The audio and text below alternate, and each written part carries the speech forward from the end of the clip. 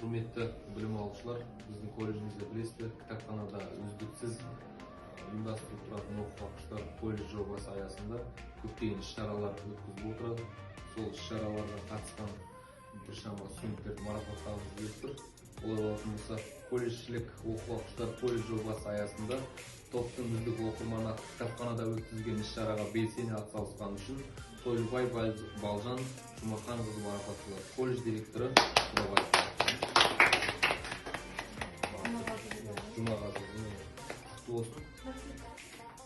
белсенді пікіріңді арттыра беріңдер. Келесі дәл осындай текстті Қыдырбек Нұрай Нұржанқызы марапатталады.